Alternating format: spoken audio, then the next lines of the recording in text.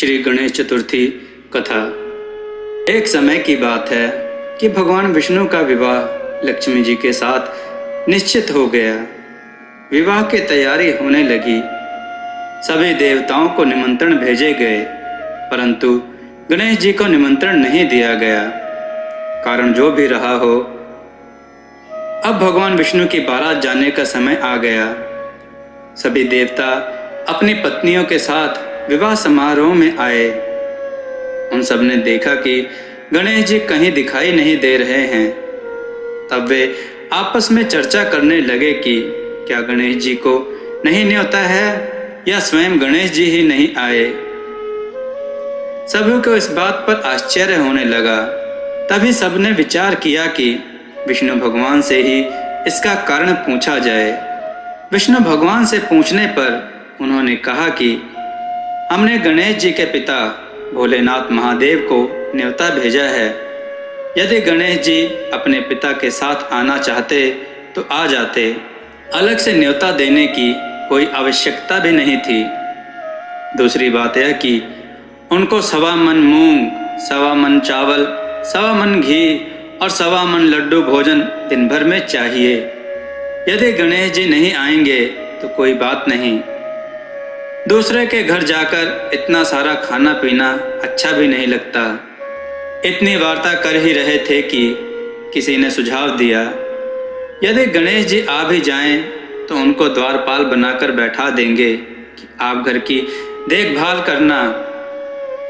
आप तो चूहे पर बैठकर धीरे धीरे चलोगे तो बारात से बहुत पीछे रह जाओगे।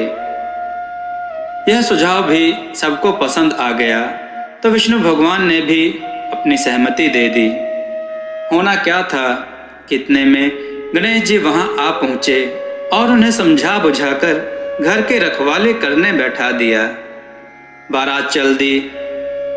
तब नारद जी ने देखा कि गणेश जी तो दरवाजे पर ही बैठे हुए हैं। तो वे गणेश जी के पास गए और रुकने का कारण पूछा। गणेश जी कहने लगे, विष्णु भगवान ने मेरा बहुत अपमान किया है। नारद जी ने कहा, आप अपनी मूषक सेना को आगे भेज दें तो वह रास्ता खोद देगी, जिससे उनके वाहन धरती में धंस जाएंगे। तब आपको सम्मान पूर्वक बुलाना पड़ेगा।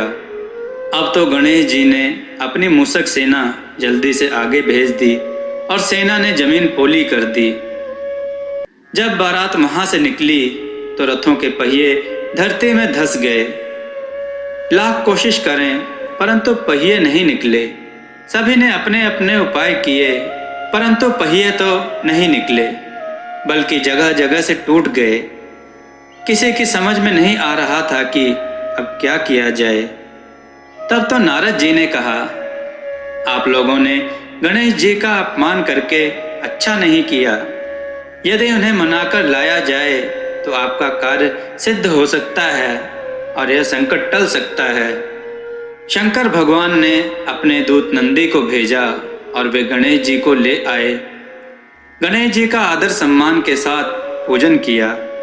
तब कहीं रथ के पहिए निकले। अब रथ के पहिए निकल तो गए, परंतु वे टूट फूट गए। तो उन्हें सुधारे कौन? पास के खेत में खाती काम कर रहा था। उसे बुलाया गया।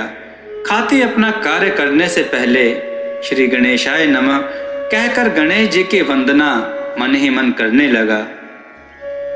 देखते ही देखते खाती ने सभी पहियों को ठीक कर दिया। तब खाती कहने लगा, हे देवताओं, आपने सर्वप्रथम गणेश जी को नहीं मनाया होगा और ना ही उनकी पूजा की होगी। इसीलिए तो आपके साथ यह संकट आया है। हम तो मूर्ख अज्ञानी हैं, फिर भी पहले गणेश जी की पूजा करते हैं, उनका ध्यान करते हैं। आप लोग तो देवतागण हैं, फिर भी आप गणेश जी को कैसे भूल गए? अब आप लोग भगवान श्री गणेश जी की जय बोलकर आगे जाएं, तो आपके सब काम बन जाएंगे और कोई संकट भी नहीं आएगा। ऐसा कहते हुए बारात वहां से चल दी और विष्णु भगवान का लक्ष्मी जी के साथ विवाह संपन्न करा के सभी सकुशल घर लौट गए। बोलिए गजानन भगवान की जय।